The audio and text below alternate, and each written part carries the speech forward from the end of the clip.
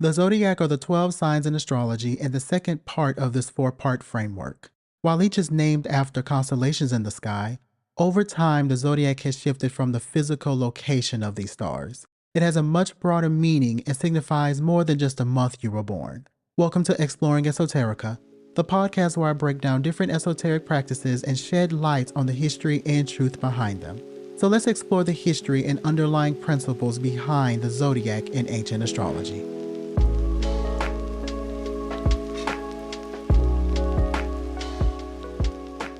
Welcome to today's episode, and I want to start off this one with one word: resilience. I was watching a YouTube video of a lady who identifies as a witch, and she was reacting to a series of short videos, maybe TikToks, of these young adults telling their story of why they no longer believe or practice witchcraft. Now, on the surface, this is reasonable. Everyone has a right to leave their spirituality for something else that resonates with them. And these in particular were ladies who left witchcraft for Christianity. Again, that's perfectly fine. I've said before that spirituality is a very personal experience, but there was a major thing to highlight in these videos. These young people weren't just telling their stories. Instead, they were attacking witchcraft and pagan beliefs and framing Christianity as the only right and just spiritual practice. This is something that we've seen time and time again. In my episode on Western esotericism, I went through the long history, or abridged history, honestly, of how Christianity tried and did stamp out any paganism and pagan beliefs and practices that were in contrast with the exoteric spirituality of Christianity. This is something that we see time and time again, especially in today's political climate, and it was just sad to see. And in my last episode, I mentioned how Christianity became the national religion of the Roman Empire. Astrologers were not just ostracized and exiled, sometimes they were outright murdered. And again, we see this with the witch on YouTube called Christian fascism. It's all about power and control. It's not about community and trying to help those that are lost and feel very depressed and need some kind of spirituality to feel whole again. I've heard of people turning to Christianity in times of need. And in this experience, these young ladies were turning to witchcraft in those times of need. A lot of them were talking about how they were dealing with depression and other mental health issues. And once they started witchcraft, I don't know if they were part of some type of community that was helping them, or they just picked up a spell book and some tarot cards and decided that they were just going to do everything on their own. But some of them were describing what looks like spiritual psychosis. And in that deep mental health issue and mental health crisis they were having, they turned to Christianity.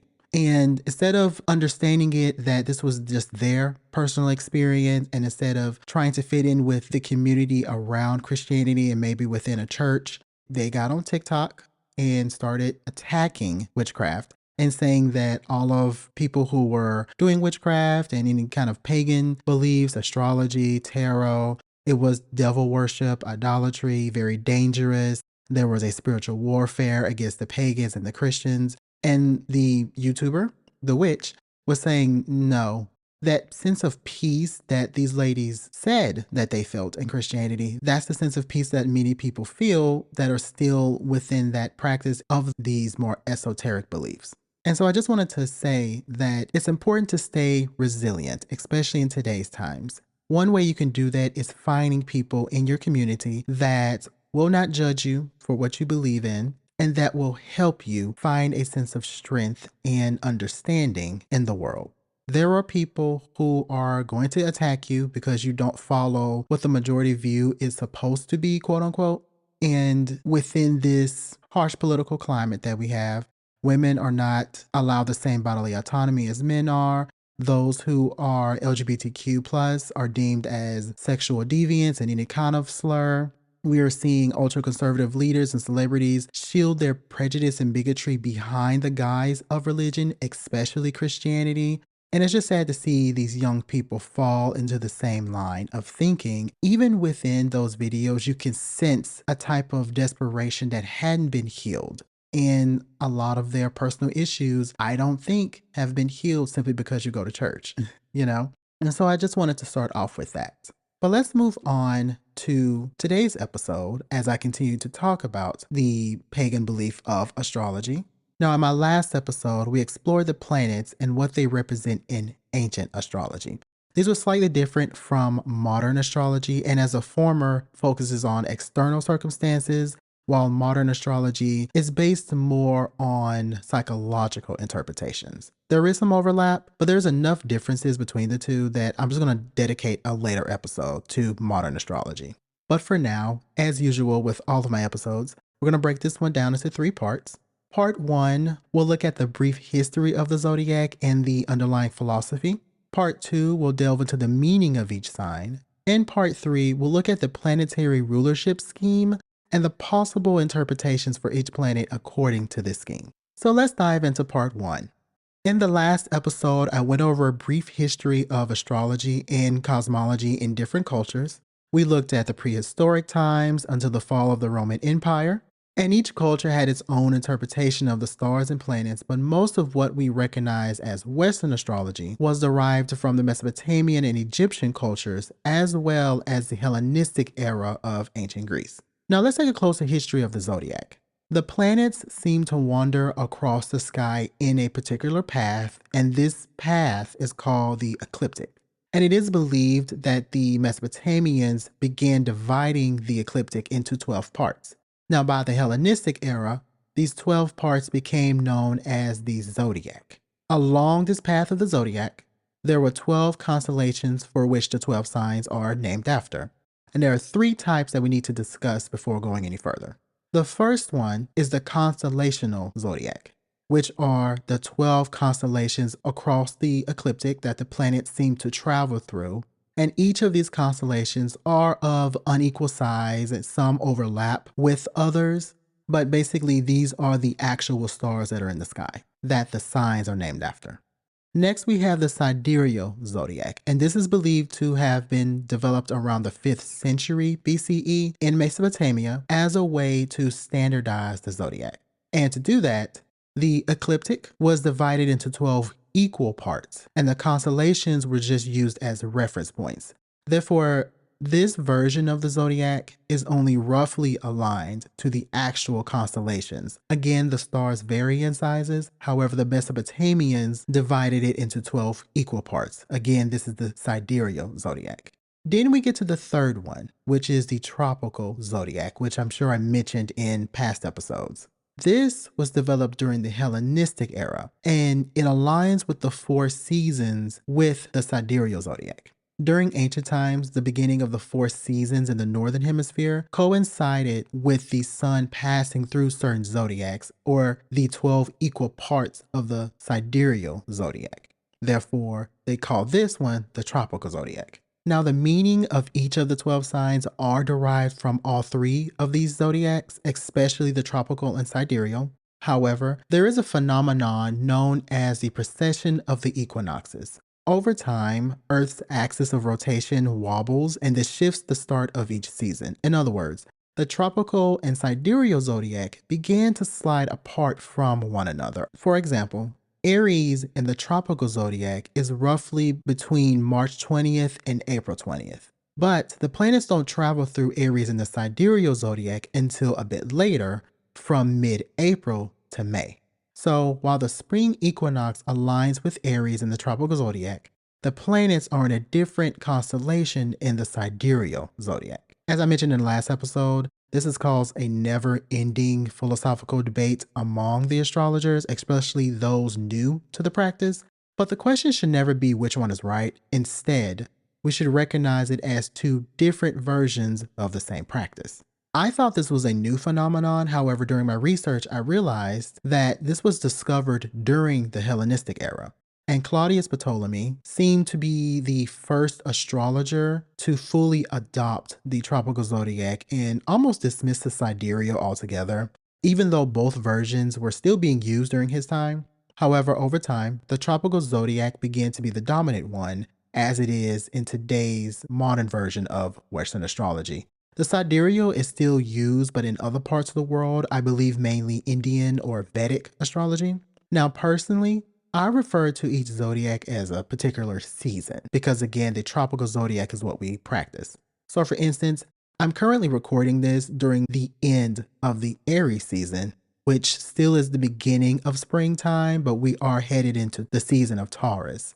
Now, if you would like to dig deeper into the history of astrology, I highly recommend checking out the resources I have listed in the show notes. I obviously am not going to talk about everything, but so if you want those like fine details that I haven't mentioned, check out my show notes. And if you would like to follow along with me during this journey and get a deeper look at my process, as well as what I'm studying, be sure to sign up for my email newsletter. Just go to merwinmccready.com and click on the button Learn More. You can also click in my show notes to easily sign up there. But let's go on to part 2.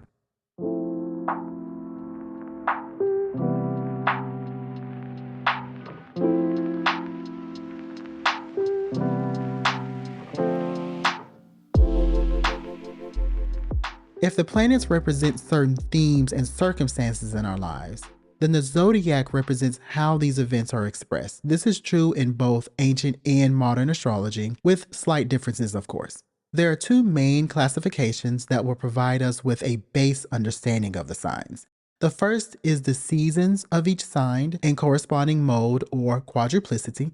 The second is the elements of each sign or its triplicity. So let's start with the seasons. Each sign in the tropical zodiac belongs to a certain season.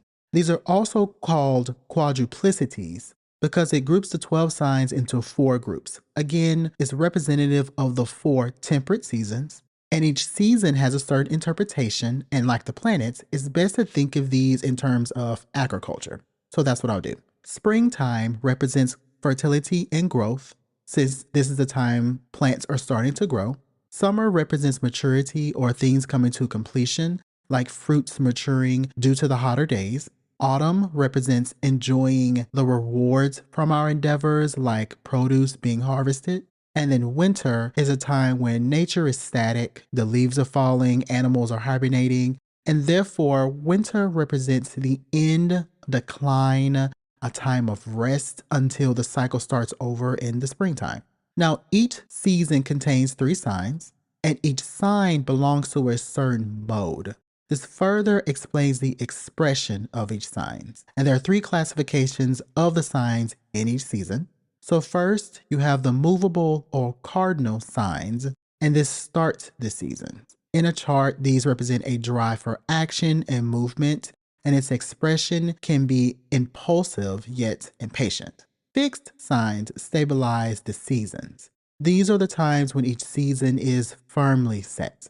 These signal a drive for security and self-control and can be expressed as cautious, consistent, and stubborn. And lastly are the double-bodied or mutable signs. These are during the transitions between one season to the next. The season of these signs can have a varied effect and a period of transition as the weather patterns change before the next season officially starts. They signal varied action and responses, but also adaptability. There's a curious expression, but also inconsistency. Now, if you are familiar at all with astrology and this idea of the 3 modes, you probably would have heard of cardinal, fixed, and mutable signs. However, after reading Chris Brennan's book, Hellenistic Astrology, he uses the terms movable, fixed, and double-bodied because these are the terms that are the closest in translation to the ancient Greek words that meant the same thing. So I will use these interchangeably during the rest of this episode. Let's look at these signs by mode again. Again, you have the movable signs, which is Aries at the spring equinox, Cancer on the summer solstice, Libra during the autumn equinox, and Capricorn during the winter solstice. Again, these are the start of each season. Then you have your fixed signs, Taurus in the middle of spring, Leo in the summer, Scorpio in the autumn, and Aquarius in the middle of winter. And last, you have your double-bodied signs or mutable. And these are Gemini at the end of spring before summer, Virgo at the end of summer, Sagittarius at the end of autumn, and Pisces at the end of winter before we start the spring equinox and Aries starts the cycle all over again. So that's the first classification, which are the seasons or the quadruplicities. The second classification are the elements. Just how the planets are associated with the four elements of water, earth, air, and fire, each sign is also associated with an element. These are called triplicities because the signs are grouped into three groups for each element. They also follow a pattern. We start with the fire element for Aries, earth for Taurus, Gemini for air, and Cancer with the water element. The pattern starts over again in the next sign for Leo. It continues fire, earth, air, and then water up until we get to the last sign, Pisces, and the last element of water. Then the cycle starts all over again with Aries. I haven't found a rationale for why the elements cycle like this, but it is important. Now, the fire signs relate to action and inspiration. They're radiant, daring, aggressive, and dominating. Air signs relate to communication and are sociable, relational, intellectual, and curious. Earth signs relate to practicality and are organized, pragmatic, and constructive. And water signs relate to emotion, or emotional, comforting, and security driven. Now, with all that said, let's look at each of the 12 signs per season in their mode and what the interpretation could be in their expression. So let's start with our spring signs. Again, spring is a season of growth when the plants begin to bloom. And we have Aries at the beginning of spring. It's a movable fire sign, so it relates to action and inspiration. And the expression is rapid, dynamic, and energetic. There's a passion to get something started. Taurus is in the middle of spring. It's a fixed earth sign and it relates to practicality. The expression is conservative, tenacious, and stable. And the theme of this sign is steadiness. And then you have Gemini at the end of spring transitioning into summer. It's a double-bodied air sign, so it relates to communication. The expression is swift, but also unstable and scattered. Like many mutable or double-body signs, there's a theme of change and adaptability, but also inconsistency. Next in the cycle are the summer signs. And again, these relate to maturity and completion.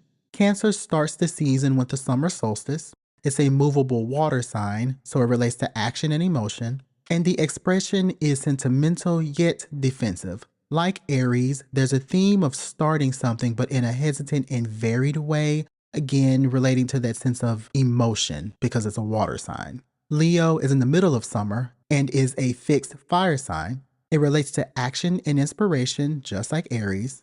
But due to this focus on stability, the expression is dependable, faithful, and reliable, but in a way that can feel imposing sometimes. There's a theme of being grandiose and radiant. And then Virgo is at the end of summer and transitions to autumn. It's a double-bodied earth sign relating to practicality, and its expression is efficient, but in a multifaceted and versatile way.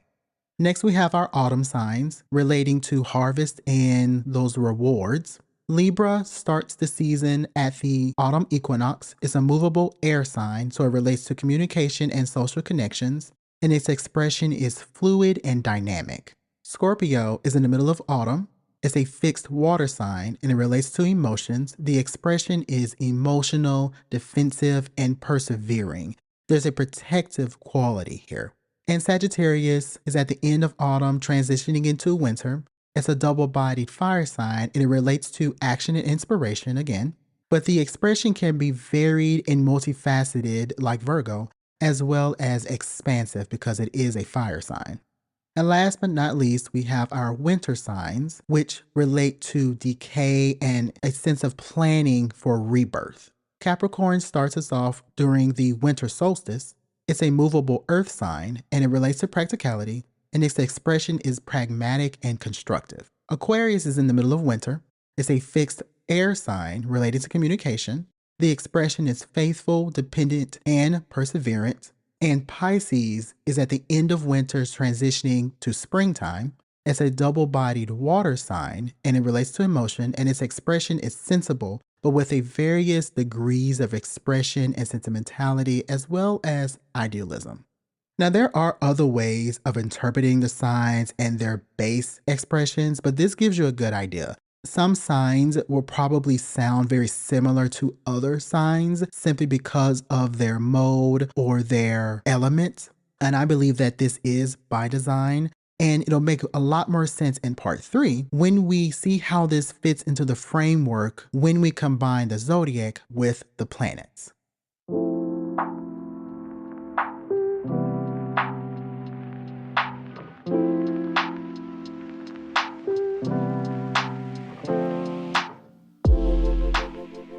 Now for this final part, we look at how the zodiac and the planets come together. Again, the planets represent themes and circumstances in our lives, while the zodiac represents how they are expressed. Now, I'll be making these comparisons with the planets and the zodiac in relation to the elements that they each represent. And as a reminder, the fire signs relate to action and inspiration. The expression is radiant, daring, aggressive, and dominating. Air signs relate to communication and are sociable, relational, intellectual, and curious. Earth signs relate to practicality and are organized, pragmatic, and constructive. And water signs relate to emotion and are emotional, comforting, and security driven. The planetary rulership scheme categorizes a planet and its expression based on the sign it's in. There are 4 of these: domicile, exaltation, detriment, and fall. And while the planets travel through all the signs in the zodiac, these 4 categories are like special ways in which the planets and their topics are expressed. So let's start with the main one called the domicile. This scheme is based on something called the Thelma Mundi. I'm probably mispronouncing it, but it seems to be based on designations from Mesopotamia and Egypt. And during the Hellenistic era, this was more of a teaching tool. We quite don't know how this came about and the rationale behind it. There are several theories listed in Brennan's book, Hellenistic Astrology. But what's interesting about this is that if you imagine an astrological chart, so a circle sliced into 12 slices, and each slice represents a zodiac. And if we were to place each planet within its domicile, you'll see a mirror image from one side to the next. A lot of astrology is based on symmetry. You see that, especially anytime you look at an astrological chart, the signs, the places or houses, which we'll talk about next episode, there is a lot of symmetry going on. Even the configurations. If you know much about astrology, you'll know there's certain aspects called squares, trines. It's based on geometry. Again, there's a sense of symmetry and geometry here. Now, it's said that when the planets are in their domiciles, it is believed that the planet has a greater intensity in a chart. It is at home, so to speak. And these planets rule these particular signs. So let me go through the planets I'll be going through in a particular order. So we start with the moon that rules Cancer. Both the moon and the sign Cancer share the water element, which is related to the emotions. The moon represents the body, so there's a physical and emotional sensitivity when the moon is in this sign. If you are wondering what the planets represent, listen to my last episode where we went through all of that. Now the sun rules Leo. They are both fire elements, so there is a dynamic and radiant expression to what the sun represents. There's this radiance and theme of enlightenment. Mercury rules Gemini and Virgo. Just FYI, the rest of the planets rule 2 signs. The sun and the moon only rule 1. Mercury rules Gemini and Virgo, and while the planet is mostly ambiguous, I classify it under the earth element, and therefore the planet shares the earth element with Virgo, adding a sense of practicality and pragmatism to the themes of communication and knowledge, whereas Gemini is an air element. So communication and social connections gets highlighted when Mercury is in this sign. Venus rules Taurus and Libra. The planet shares the air sign with Libra, so their social aspects are highlighted and they're easily expressed here. Taurus is an earth element and there's a sense of practicality. So there's a more grounded expression to what we value and our relationships. Taurus focuses more on luxury and physical pleasures that Venus represents. Mars rules Aries and Scorpio. Mars and Aries share the fire element, so there's a focus on bravery and action. Scorpio is a water sign, so while there's still a focus on taking action, there's an emotionality to it. Mars themes of action and combat can be a bit more indirect when in Scorpio rather than Aries. Again, water signs have a sense of indirect motion to them. Now, Jupiter rules Sagittarius and Pisces. And while Jupiter is an air element, Sagittarius is a fire and Pisces is a water sign. Jupiter's themes of morality, spirituality, and growth may be expressed in a more direct way in Sagittarius, whereas in Pisces, it's expressed in a more indirect and emotional way. And last, Saturn rules Capricorn and Aquarius. Saturn and Capricorn share the earth element, so there's an expression of practicality but also seriousness to the topics in this sign. Aquarius is an air sign. So while that hints at communication and sharing ideas, there's still a quality of taking our actions seriously and conveying ideas about a certain topic in a pragmatic way. So the next classification in this scheme are called detriment. And these are the signs opposite the domiciles. Here the planets have a distorted expression, and it's said that they are exiled from their homes. Later on in the next episode, I'll explain something called a guest house metaphor. I can explain it a little bit here now. In the domicile scheme, it represents the signs that particular planets rule over. When another planet is in that sign, so for instance, the moon rules Cancer. If Mars is in the sign of Cancer, the sign that the moon is in has an influence because we can think of it as Mars being in the house of the moon. Or if Mars is in Leo, like it is as I'm recording this, Mars is in the house of the sun. There's that guest house metaphor. Mars is a guest within the sign that a particular planet rules. In Leo, that would be the sun. So the expression slightly changes. Now, something to remember is that benefic planets, Venus and Jupiter, are less beneficial in their signs of detriment, while the malefic planets are a bit more challenging. We can think of it in this way. Both planets have less support here because if they are exiled from their homes, they're almost like unwanted guests in the sign of their detriment. So benefic planets have their beneficial expression diminished, while the malefic planets sort of act out and their themes become more challenging. When the moon is in Capricorn, it's opposite its home in Cancer. It's also the house of Saturn. So this sign can have a restrictive and heavy expression to the moon's topics. The moon's flowing water element is being contained and restricted by Saturn's earth element.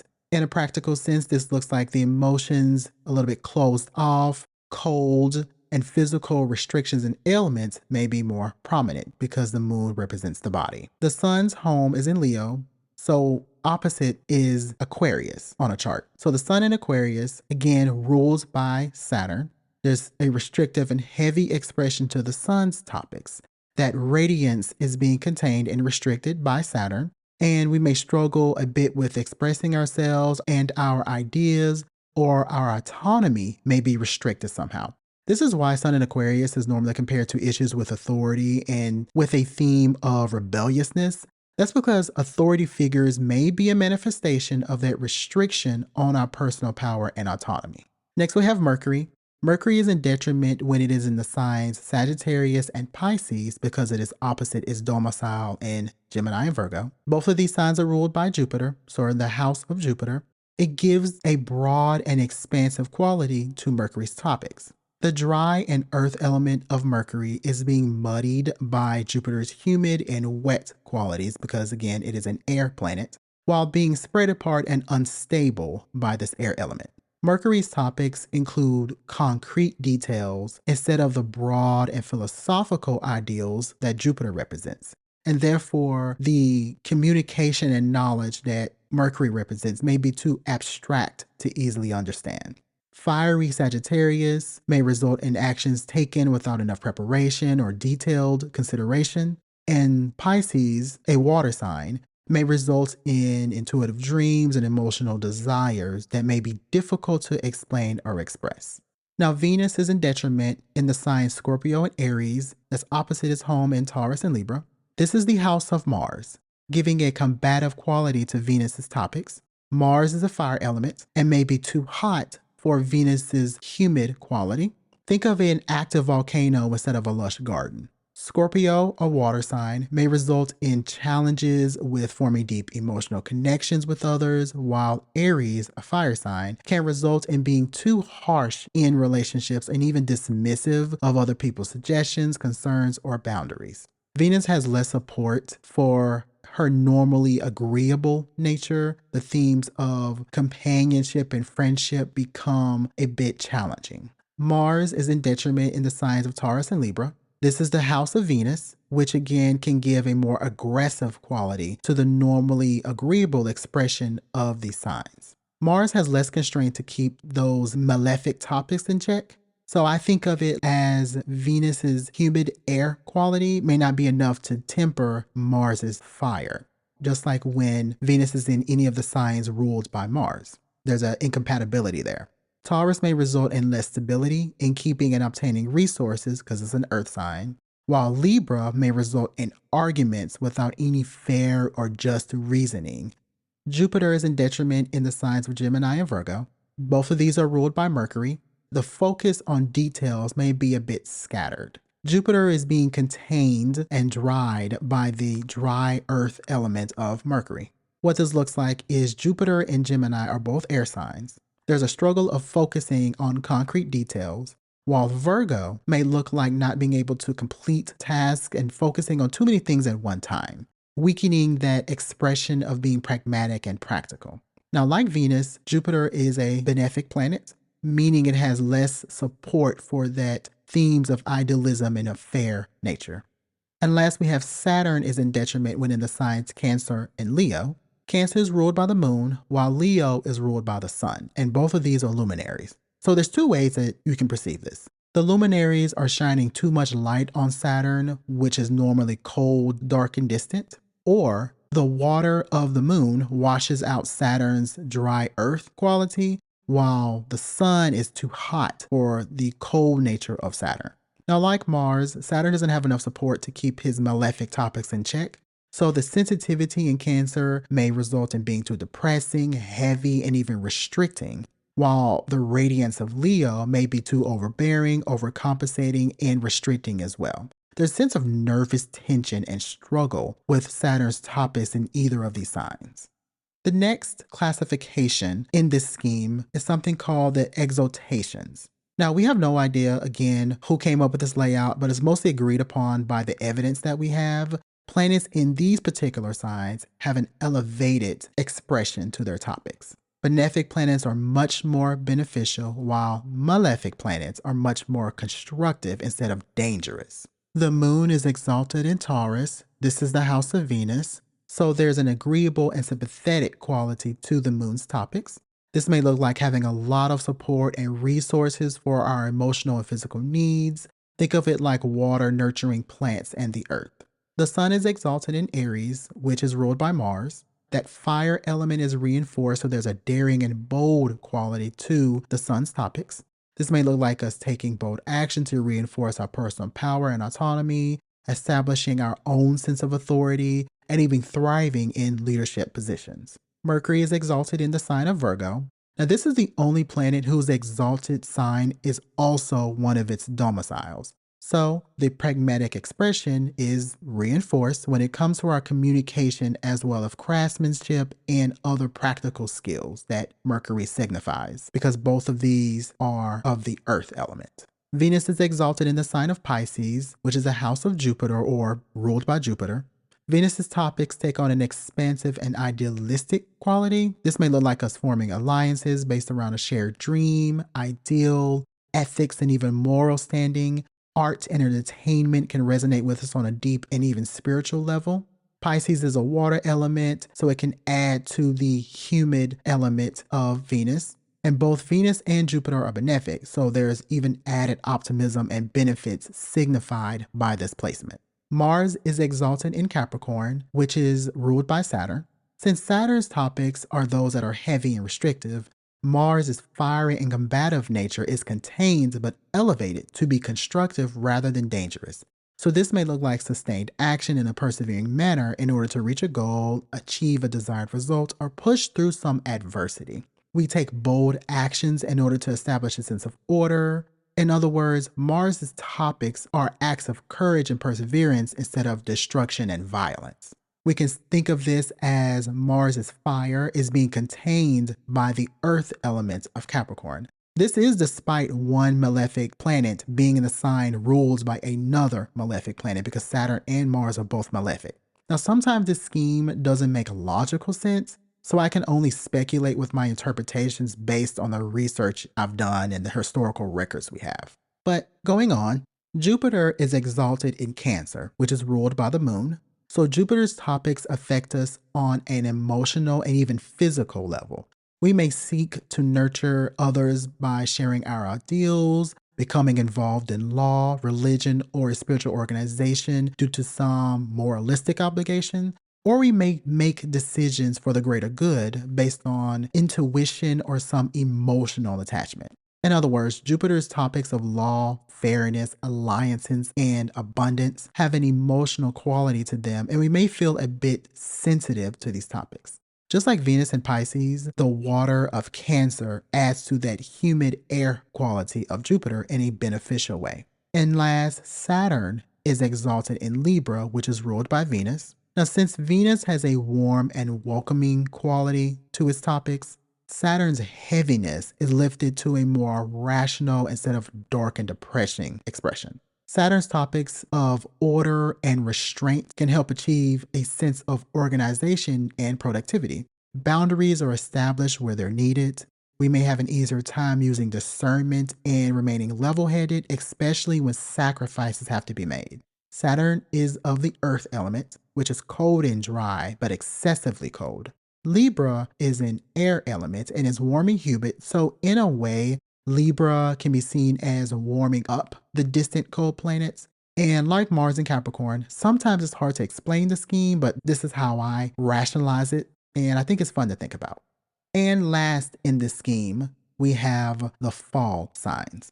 This, like detriment, is when they're opposite the exalted signs. Remember, detriment signs are when the planets are in the sign opposite those signs that they rule, which is the domicile. We just went through the exalted signs, so opposite these exalted signs are the fall signs.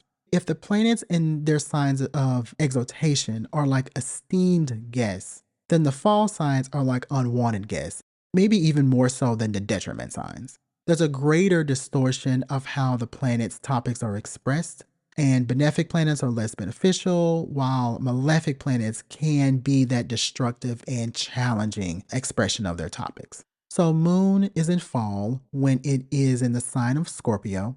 This is ruled by Mars. So while the Moon's topics seemed restrictive in Capricorn, the expression in this sign is one of turbulence. I think of this as the waters of the moon are being boiled away by the fire of Mars.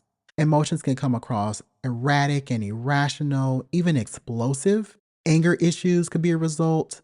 Health issues and physical dangers may manifest. And although Scorpio and the moon are both water elements, Mars is excessively hot. And therefore, Scorpio can be seen as boiling and scalding water rather than the cool and still waters that the moon represents. The sun is in fall in the sign of Libra.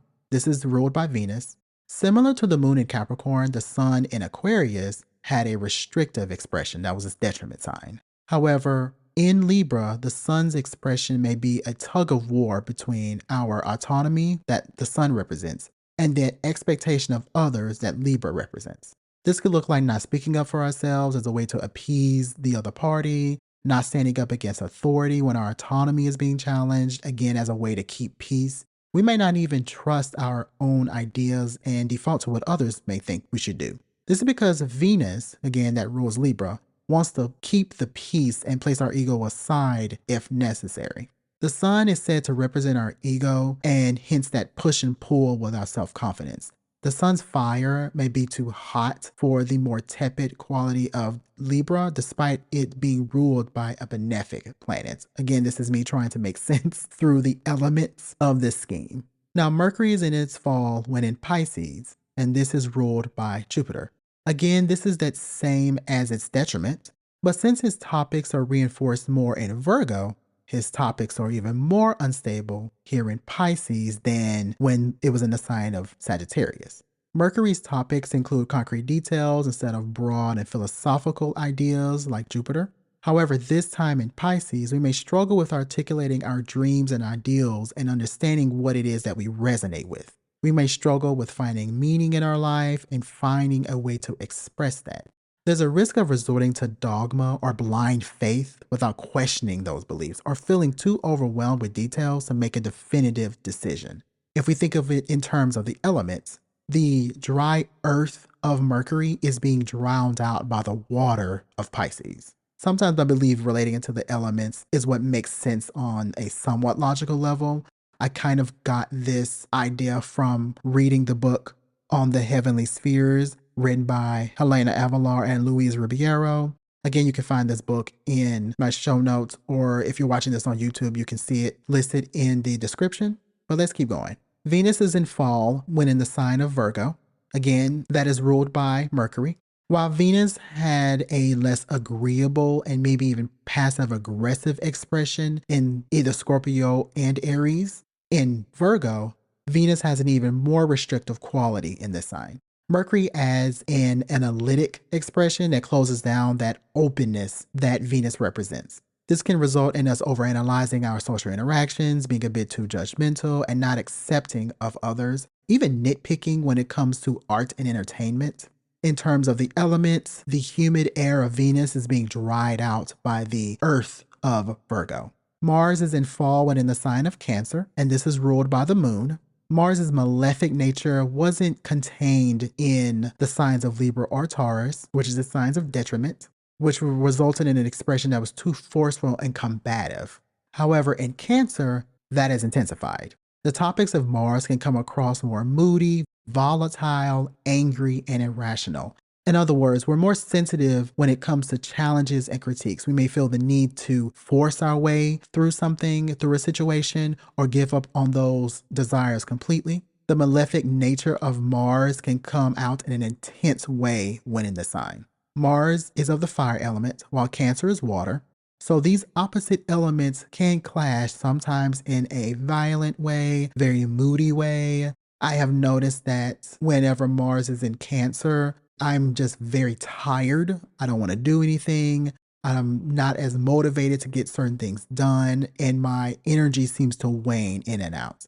I know I'm relating that more to modern astrology, but things just don't seem to happen. And when they do happen, it's an over-exaggeration of it, or there are more issues and challenges that seem to come about when Mars is in this sign, at least on my chart. Now, Jupiter is in fall when it's a sign of Capricorn, which is ruled by Saturn. Now, while Jupiter's expression was contained a bit in the detriment signs of Gemini and Virgo, and Capricorn is greatly restricted. Saturn adds a heaviness to Jupiter's topics, narrowing that expansive quality he thrives in. We may struggle with determining what's fair and just, or establishing moderation in our lives. We may be too dogmatic and idealistic with our religion or spirituality, possibly seeing our ideals and morals as the only acceptable one. We may even struggle with finding meaning for ourselves. Now, like Venus and Virgo, the humid air of Jupiter is being dried out and maybe even too cold in the sign of Capricorn, which is an earth sign. And last, Saturn is in fall when in the sign of Aries, which is ruled by Mars. Saturn's malefic nature wasn't contained in Cancer or Leo, because those were the signs of his detriment, resulting in an expression that was too heavy, depressive, and restrictive. However, in Aries, that is magnified.